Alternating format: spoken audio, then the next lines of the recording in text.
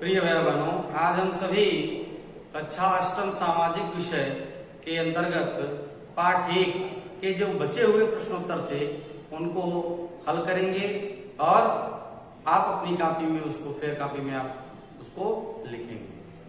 तो आइए देखते हैं जो शेष बचा हुआ पाठ का विषय था उसके बारे में चर्चा करते हैं। पहला प्रश्न था, जो बचा हुआ प्रश्न था, संसाधन संरक्षण क्या है? संसाधन संरक्षण क्या है? तो संसाधनों का सतर्कता पूर्वक उपयोग और उन्हें नवीकरणीय के लिए समय देना, यानी फिर से रिसाइकिल करने के लिए समय देना संसाधन संरक्षण कहलाता है। दूसरा प्रश्न है, सतत पोषणीय विकास क्या है? सतत यानी सस्टेनेबल डेवलपमेंट क्या है? तो संसाधनों का उपयोग करने की आवश्यकता और भविष्य के लिए उसके संरक्षण में संतुलन बनाए रखना, यानी कि कोई संसाधन है उसका उपयोग भी आवश्यकता अनुसार और भविष्य में उसके लिए संरक्षण भी, मतलब ऐसा संरक्षण कि आने वाली पीढ़ियों के लिए क्या हो, उपयोगी हो, वो भी लाभान्वित हो, में संतुलन बनाए रखना, एक बैलेंस बनाए रखना सतत पोषणीय विकास कहलाता है। तीसरा है, मानव संसाधन महत्वपूर्ण क्यों है? आप सभी जानते हैं, हमने आपको बताया कि मानव भी एक संसाधन है जो किसी भी कार्य को या कोई भी संभव कार्य करने के लिए हमेशा तत्पर रहता है। तो ये महत्वपूर्ण कैसे बना? तो मानव अपने शिक्षा, कौशल, विज्ञान और प्रौद्योगिकी के माध्यम से मनुष्य क्या किया? शिक्षा ग्रहण किया, नई चीजों का आविष्कार किया, विज्ञान और प्रौद्योगिकी का विकास किया और विकास करने के बाद वह अन्य संसाधनों को उपयोगी बनाता है। मनुष्य क्या करता है? अन्य संसाधनों को उपयोगी बनाता है जो हमारी आवश्यकताओं, यानी मनुष्य की आवश्यकताओं को की पूर्ति करती है। इसलिए मानव संसाधन महत्वपूर्ण है। यदि मानव संसाधन नहीं रहेगा या मानव नहीं रहेगा तो क्या हम कोई किसी कार्य को कर पाएंगे? नहीं। अगला प्रश्न है, पृथ्वी पर संसाधनों का असमान रूप से वितरण क्यों है? पृथ्वी पर संसाधनों का असमान रूप से वितरण क्यों है? इसका उत्तर है कि प्राकृतिक संसाधनों का वितरण भूभाग, जलवायु, ऊंचाई जैसे अनेक कारकों पर निर्भर करता है। कारक यानी जो किसी कार्य को करने के लिए प्रेरित करते हैं। जैसे कि आप इस उत्तर प्रदेश में रहते हैं तो उत्तर प्रदेश के मैदानी भाग में रहते हैं, वहां की जलवायु दूसरे प्रकार की है। वहां पे एक समय में गर्मी पड़ती है, कुछ समय ठंडी पड़ती है, कुछ समय वर्षा होती है। लेकिन आप हिमालय के करीब जाएंगे तो वहां का जो मौसम होगा, जो एटमॉस्फेयर होगा, वह अलग होगा। इसलिए वहां की जो वनस्पतियां, जो पेड़ पौधे होंगे, वह उसकी तुलना में कि जो मैदानी भाग है अलग होंगे। ठीक, तो वह क्या है? वह कारक है। किसके लिए? अनेक चीजों पर निर्भर करता है जो पृथ्वी पे कारकों में वितरण होने के कारण संसाधनों का वितरण असमान बनाता है। तो इस प्रकार से वीडियो को पॉज करके इन सारे प्रश्नोत्तरों को आप अपने कॉपी में लिखेंगे और लिखने के बाद विद्यालय आते समय इस प्रश्न को आप दिखाएंगे। आप लिख लें।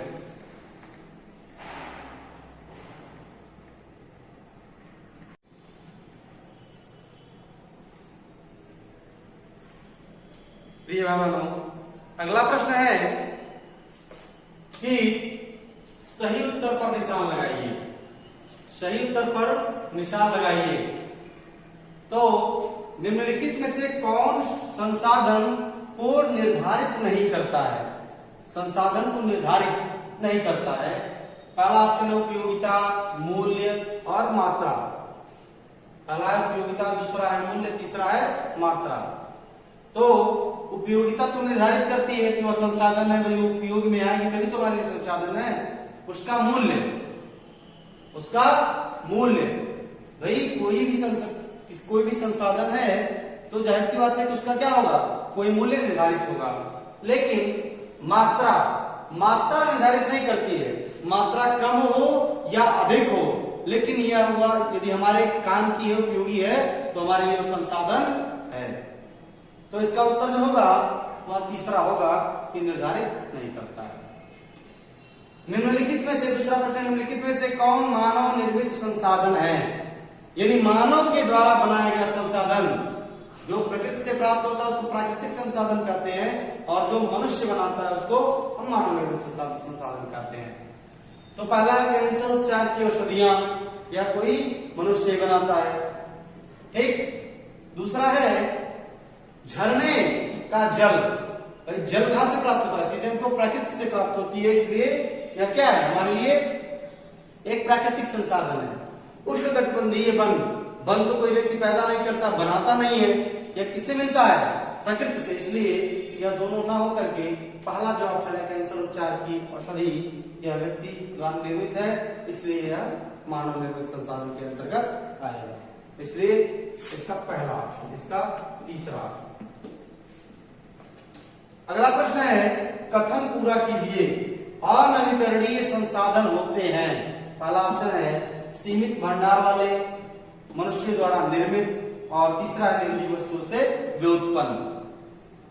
तो आप जानते हैं कि सीमित भंडार वाले जो संसाधन होते हैं वो अनवीकरणीय होते हैं, उसको रिसाइकिल यानी फिर से पैदा नहीं किया जा सकता है, फिर से बनाया नहीं जा सकता है, और उसको बनने में कई हजार वर्ष लगते हैं, जिसको जीवाश्मी ईंधन भी हम कहते हैं, जीवाश्मी संसाधन कहते हैं। इसलिए पहला ऑप्शन सही हो सकता है। दूसरा क्या है? मनुष्य द्वारा निर्मित, यानी मनुष्य द्वारा निर्मित तो होगा नहीं, क्योंकि जो मनुष्य के द्वारा निर्मित है वो अभी नवीकरणीय संसाधन में आ सकता है, उसको भी रिसाइकिल किया जा सकता है, बहुत सारे ऐसी वस्तुएं संसाधन है।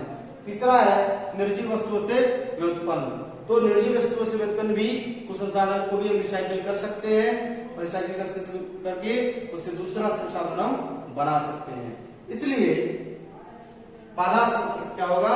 ऑप्शन सही होगा, सीमित भंडार वाले संसाधन और नवीकरणीय संसाधन होते हैं। धन्यवाद। पार्ट 1 समाप्त हुआ।